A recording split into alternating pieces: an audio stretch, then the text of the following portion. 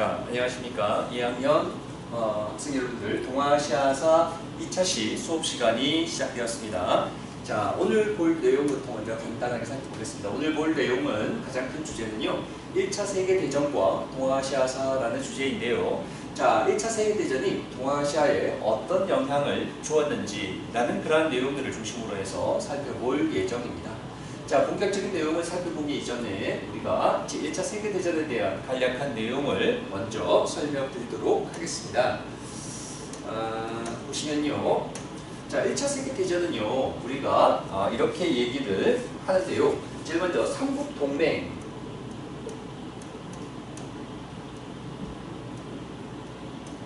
동맹에 속한 나라들과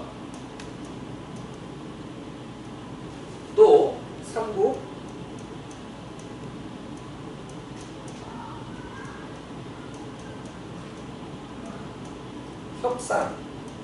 협상이라는 그러한 동맹에 또 여기에 속한 나라들 간의 그러한 충돌이었다. 지리적으로 봤을 때는 발칸반도, 유럽의 화약고라고 불리는 이 발칸반도 지역을 중심으로 해서 대립이 격화된 그러한 전쟁이었는데, 삼국 동맹에 속했던 가장 대표적인 나라들이 바로 독일과 또 오스트리아, 그다음에 이탈리아, 이런 나라들이 삼국 동맹에 포진하고 있었고요. 다음에 삼국 협상에 포함되어 있는 가장 대표적인 나라가 러시아, 또요 영국, 또요 프랑스, 이런 나라들이 삼국 협상에 포함되어진 나라들입니다. 여기에 더 보면 일본, 우리 동아시아에 있는 중국, 이런 나라들도 자, 삼국협상이라 불리는 그러한 조직에 속해 있던 그러한 나라들이었습니다.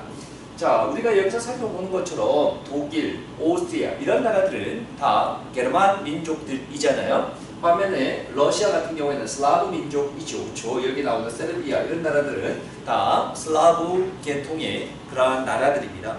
그래서 1차 세계대전은 또한 민족 간의 그러한 대립이다. 게르만 민족과 슬라브 민족 간의 그러한 또 충돌이라고 해석하는 경우도 있습니다. 그러나 우리가 1차 세계대전을 정의할 때요, 제일 큰 그러한 1차 세계대전에 대한 내용은 요 부분이죠. 그렇죠? 자, 제국주의 국가들 간의 그러한 대립이다. 자, 영국과 프랑스 같은 산업혁명이 가장 먼저 일어났던 그러한 자본주의 국가들, 이러한 나라들을 중심으로 해서 제국주의 국가들로 발전해 갔잖아요. 거기에 비해서 독일이나 이탈리아 이런 나라들은 후발 제국주의 국가들이라고 얘기해요.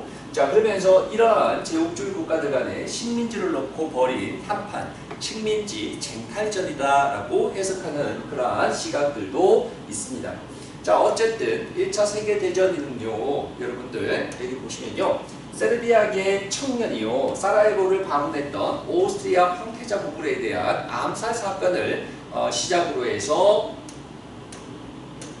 세계대전이 시작이 되어졌다라고 이야기하고 있습니다. 자, 그래서 세르비아계 청년이 결국은 오스트리아 헝가리 제국의 황태자 부부를 암살하면서 오스트리아 헝가리 제국과 독일이 여기에 러시아와 프랑스를 공격하는 그러한 전쟁이 세계대전으로 확산되었다라고 이야기하고 있습니다. 오스트리아와 독일은요, 같은 게르만계의 그러한 나라고요. 러시아와 세르비아라는 것은 아까도 얘기한 것처럼 슬라브족 계열의 그러한 나라들이다 라고 이야기하는 거죠. 그렇죠? 그래서 세르비아와 오스트리아 간의 이러한 분쟁이요, 더욱더 확산되어져서 여기에 독일과 또요 러시아, 이런 나라들이 여기에 참여하게 되면서 세계대전으로 확산되어져 갔다라고 이야기하고 있습니다. 이런 와중에 중국은요, 전쟁 초기에는, 세계대전 전쟁 초기에는 중립을 선언하고 있다가 마침내 미국이 전쟁에 뒤늦게 참전하게 되어지면서 중국 또한 이거요, 전후 승전국들의 발언권, 국제사회에서의 발언권을 확보하기 위해서 1차 세계대전에 중국 또한 삼국협상 연합국 측으로 가담하게 되어졌습니다. 어쨌든 자, 결론적으로 얘기를 하면요, 이 삼국동맹과 삼국협상 간의 세계대전은 결국은 연합국, 삼국협상국의 승리로 전쟁은 끝나게 되어집니다. 자, 다음 페이지 넘어갈게요. 자, 일본 또한 아까도 좀 전에 얘기한 것처럼 자, 이 1차 세계대전에 연합국 측으로 가담하게 되는데요. 일본이 참전하게 되는 그러한 근거는 영일동맹, 우리 배웠습니다. 그렇죠? 영일동맹을 근거로 해서 독일에게, 자, 일본이 먼저 독일에게 선전포고를 하게 되어졌습니다. 그러면서 독일이 차지하고 있던 산둥성의 칭다오 지역을 중심으로 해서 태평양의 여러 섬들을 점령하게 되어집니다. 어쨌든 자, 일본이 이때 세계대전의 승전국으로 되어지면서 일본은 많은 그런 이권들을 요구하게 되어졌습니다.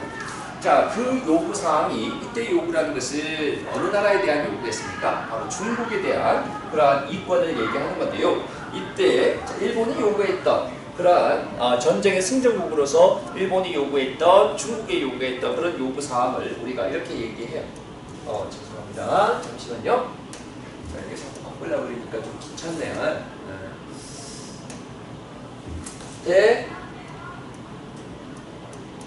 중국 21개조 요구였습니다. 자, 중국에 대해서 일본은요 21개 조항의 요구사항을 내세웠는데요. 이때 당시에 이 요구사항을 받아들인 그러한 중국의 정부가 위안스카이의 베이징 정부였었거든요. 그래서 위안스카이의 베이징 정부에게 일본이요 21개조 요구사항을 제시하고 이를 요구하게 되어지는 겁니다. 자, 그 내용의 가장 핵심적인 부분들이 일본의 고문단을 파견해서 중국의 내정을 간섭하겠다라는 그런 내용과요. 그리고 또 하나 이권, 이 부분이 좀 중요한 부분인데요. 이때 이권이라고 하는 부분은 어떤 부분이냐면요. 패전국이었던 독일이 중국 내에서 차지하고 있던 이권을 일본이 대신 가진다라는 내용인데요. 이때 독일이 차지하고 있던 이권이 바로 뭐에 대한 이권입니까? 산둥성의 칭다오에 대한 그런 이권을 얘기하는 거죠. 그렇죠? 요 얘기하는 겁니다. 자, 그래서 가장 중요한 이때 이권이라는 것은 산둥성에 대한 독일이 차지하고 있던 그러한 이권을 누구에게 양도한다는 얘기입니까? 일본에게 양도한다는 그러한 내용이 포함되어져 있습니다.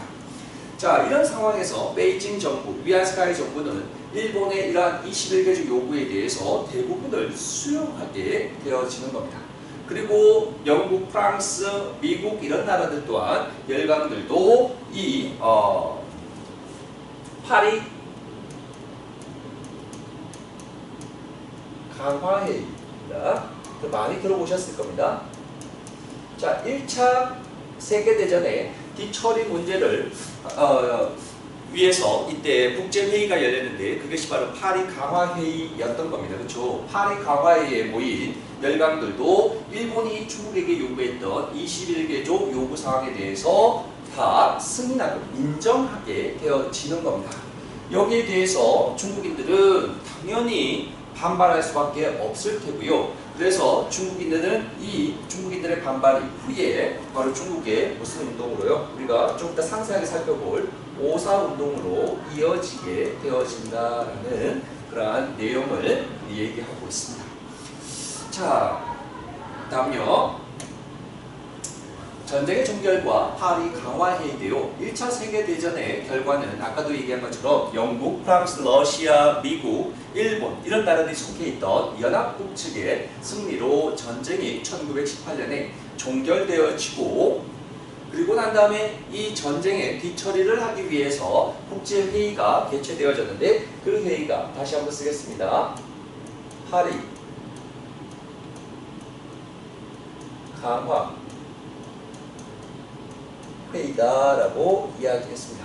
그래서 파리에서 이때 패전국이었던 독일에 대한 그런 처벌 문제, 배상금 문제 이러한 요구들을 하기 위해서 이때 파리 강화회의가 개최됐고요. 승전국이 독일에 대해서 막대한 피해 배상을 요구했고요. 독일이 차지하고 있던 많은 식민지 또한 박탈되게 되어졌었습니다. 그리고 여기에서 미국의 대통령이었던 누가요? 윌슨의 우리가 너무나 잘 알고 있는 윌슨의 무슨 주의가? 민족 자결주의가 선포되어지게 되어지는 거죠. 우리가 한국사 시간에 배웠습니다. 그렇죠?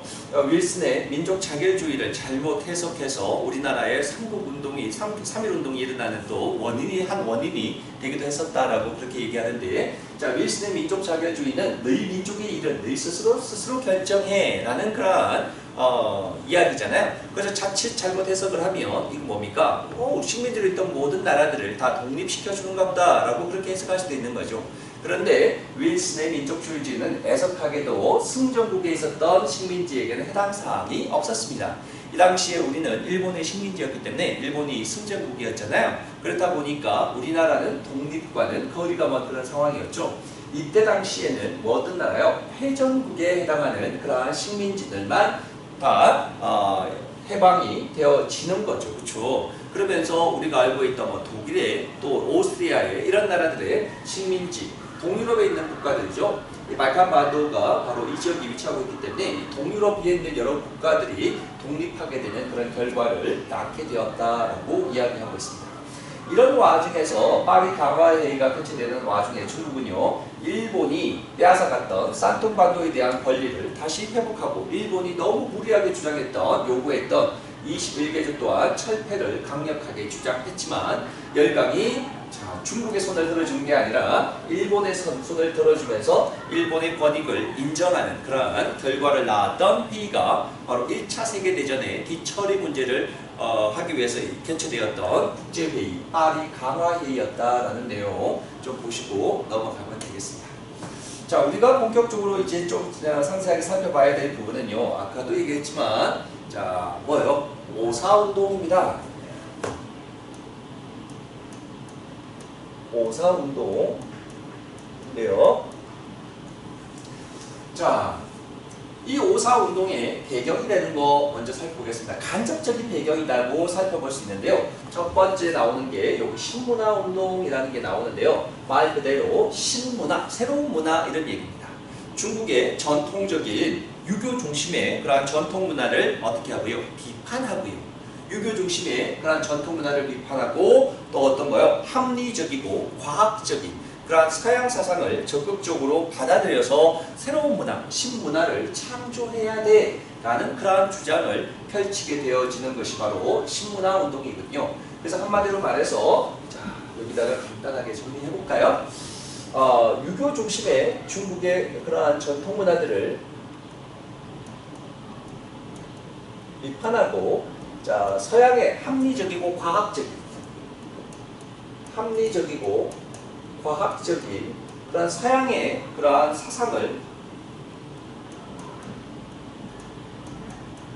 사상을 바탕으로 해서 뭘 해야 된다는 얘기입니까? 새로운 문화, 이것을 창조해야 돼라는 그러한 주장을 펼치는 것이 바로 신문화 운동이었고요.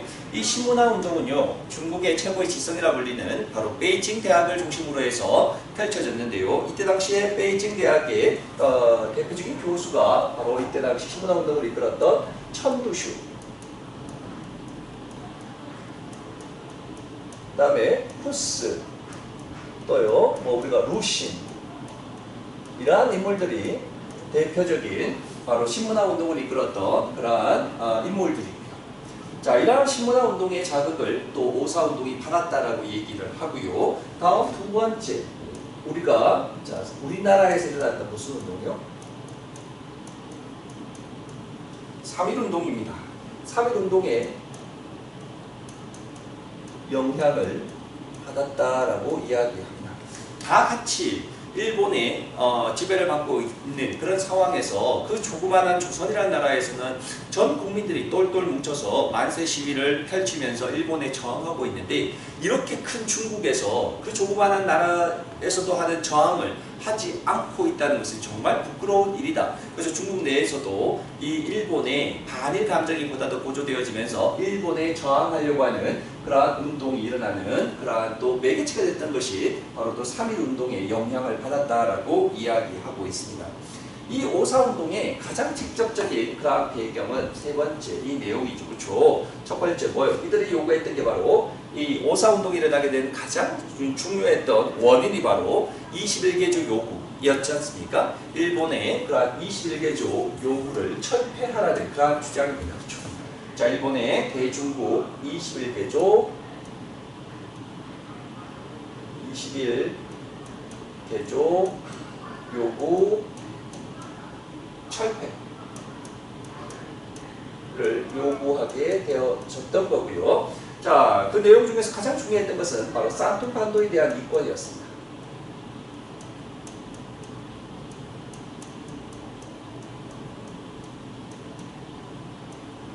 이권.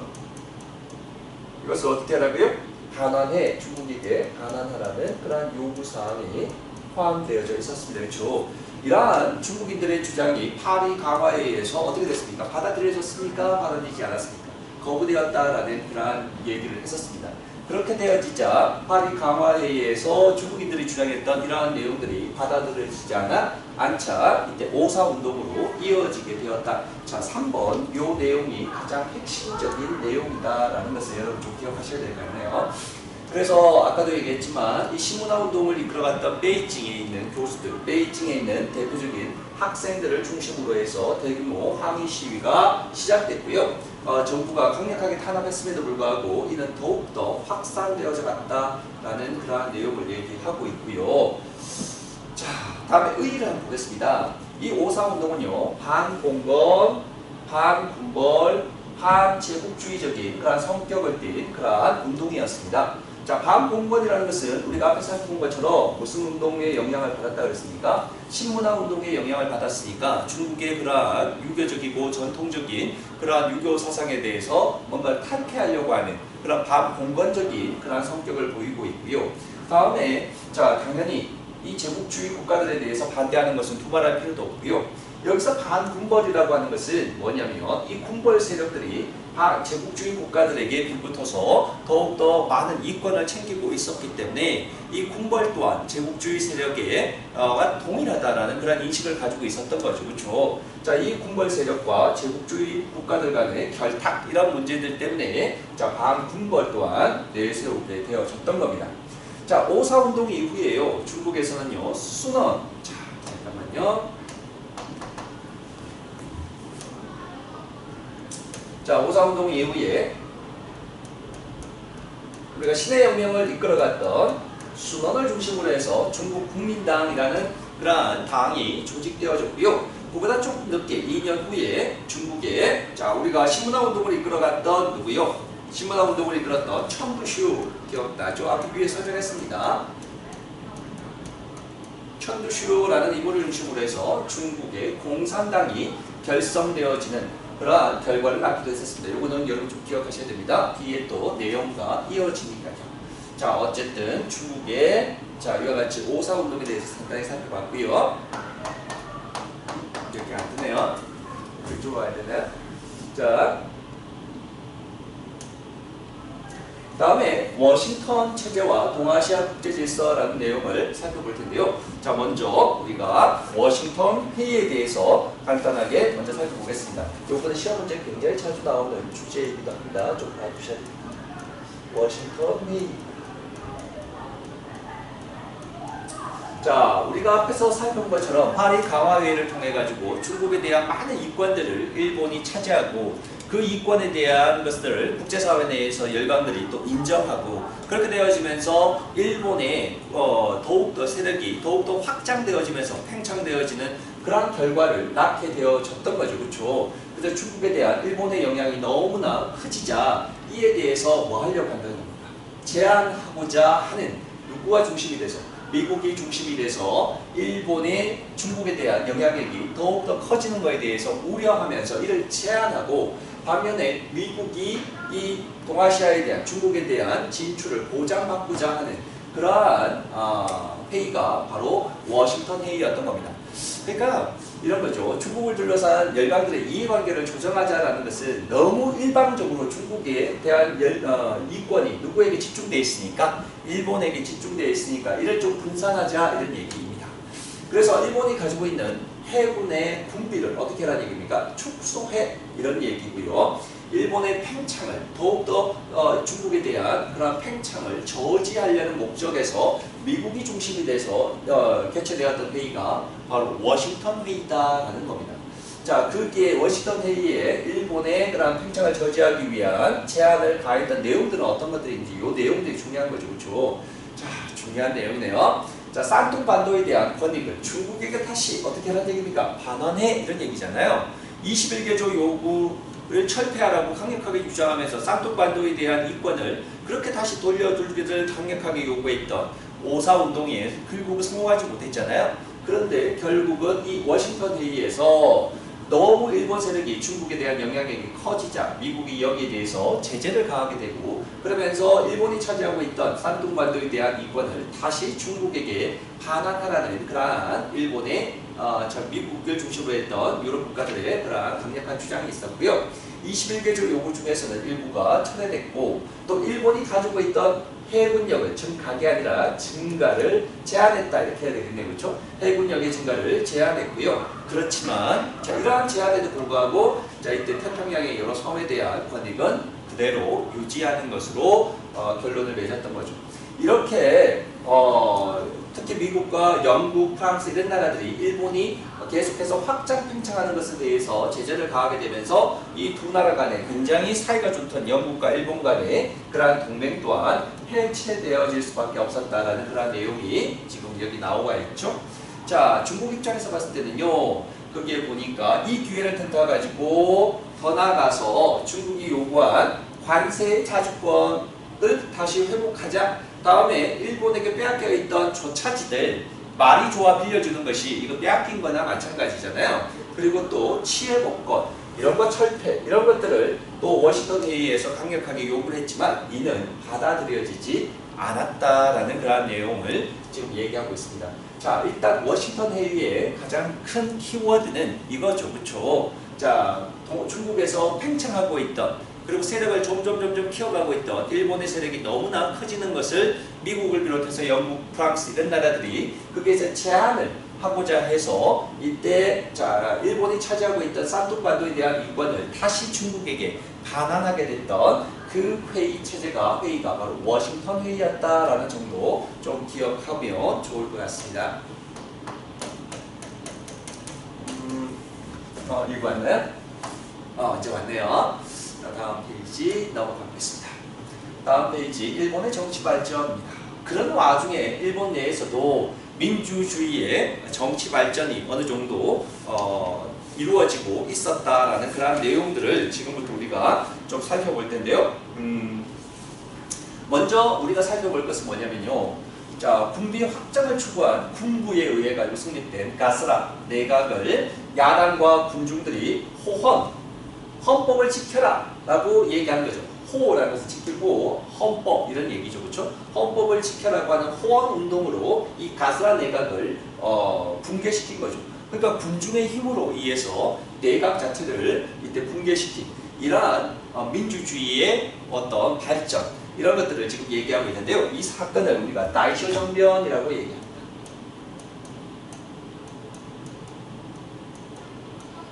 민중의 힘이 이 다이쇼 정변에 성공을 가져왔다라고 얘기하는 거죠. 다이쇼라고 하는 것은 천황의 연호입니다. 연호라고 생각하시면 되겠습니다. 그렇죠? 다이쇼는 그러니까 다이쇼 정변이라고 얘기하고요. 여기에 더 나아가서 롤 전쟁 이후에는 도시의 대중들과 노동자층들이 증가하게 되면서 이때 자 25세 이상의 성인 남자들 모두에게 자 핵심 키워드는 뭡니까? 모두에게 투표권을 주는 무슨 선거요? 보통 선거가 이때 자 도입되게 된 것을 바로 이 민주주의가 발전되어지는 이 사건을 우리가 이렇게 얘기하죠. 다이쇼. 자 민주주의를 우리가 영어로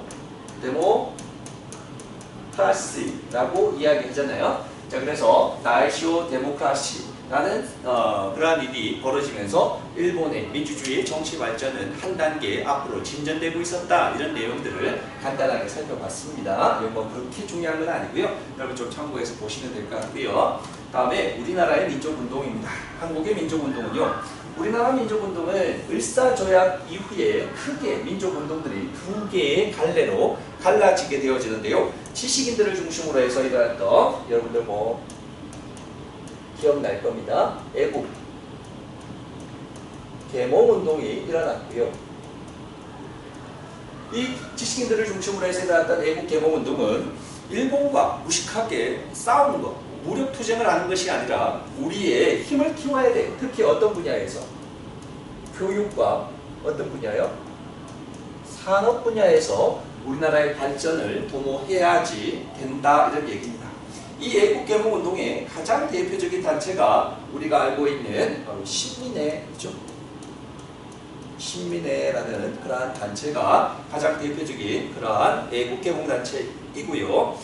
자, 여기에 대표적인 신민회에서 했던 것이 바로 학교 실력 양성을 위해서, 교육의 실력 양성을 위해서 안창호의 대성학교, 이승윤의 오산학교, 그리고 또 이때 경제적인 산업에서의 발전을 지향하기 위해서 태극서관, 자기회사 이런 것들이 만들어지게 된 것도 신민회에서 이루어진 그러한 운동이다라고 얘기하고요. 또 하나, 지식인들이 아니라 유생들, 농민층을 중심으로 해서 일본과 맞서서 무장투쟁을 주장했던 그러한 세력들을 우리가 의병운동이다라고 얘기합니다.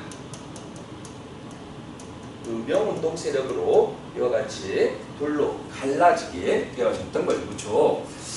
자, 이런 내용들 간단히 살펴보시고요. 1910년대는 북의 독립운동, 그러한 것이 활발하게 만주와 연해중지에서 독립기지건설운동이 일어나게 됐다라는 것 좀 살펴보시고요.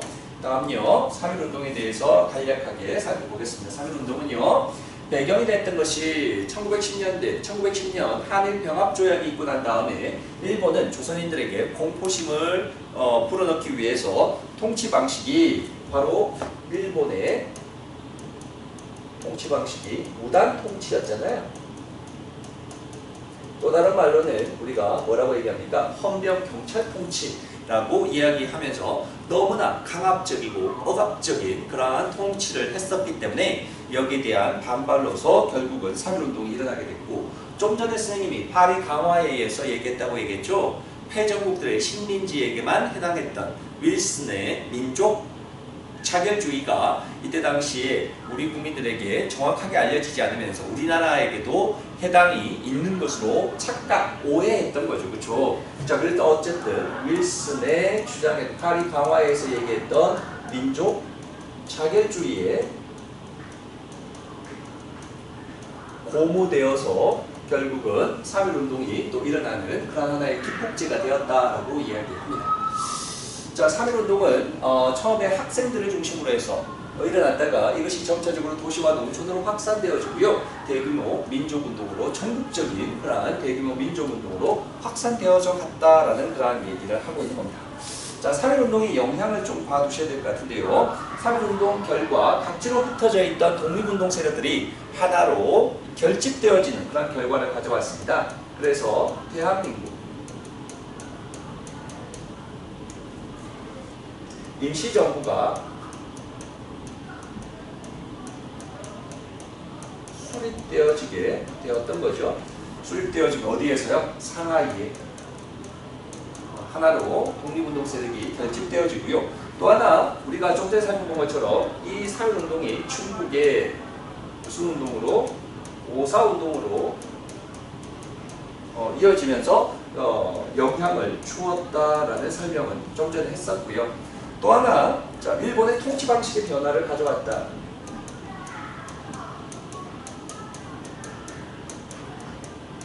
통치 방식의 변화를 가져왔는데요. 그러니까 일본의 이러한 강압적이고 억압적인 무단 통치에서부터 보다 좀 온건한 그러한 문화 통치로, 보통 경찰 통치로 이행하게 되는 그러한 또 결과를 가져오기도 했었다. 그래서 무단 통치에서부터 무슨 통치로요? 문화 통치로 통치 방식의 변화를 가져오게 된 것도 바로 3.1운동의 영향이다라고 얘기하는 거죠. 그러니까 일본이 너무 강압적으로 조선인들을 이렇게 억압하다 보니까 그 참고 있고 공포심에 의해서 꼼짝도 못할 것이라고 생각했던 그런 조선인들이 대규모로 모두 들고 일어나는 그러한 3.1운동이 일어나게 되면서 이렇게 강압적으로 무조건 억압해서만은 될 것이 아니구나 라는 그러한 통치 방식의 변화를 생각하게 된 그러한 이유도 3.1운동을 겪고 난 이후였다라는 그러한 얘기를 하는 거죠. 자, 이외에도 민족운동의 기반이 그전에는 지식인들 중심이었다가 그러다가 이 3.1운동을 겪고 난 다음에 노동자들, 또 농민들, 학생들로 더욱더 확산되어지고 하면서 민족운동의 기반이 더욱 확대되었다는 거, 그러한 또 영향도 있다는 거요. 그리고 또 이 3.1 운동을 겪고 난 다음에 북의 무장투쟁이 보다 더 활성화되어졌다는 것도 또 하나의 영향이다라고 이야기할 수 있겠네요. 자, 다음 페이지 보겠습니다. 자, 오늘은요 여기까지 정도 살펴보고요. 다음 시간에 나머지 내용들은 살펴보겠습니다. 오늘 수고하셨습니다. 다음 시간에 자 다시 만나 뵙겠습니다. 수고하셨습니다.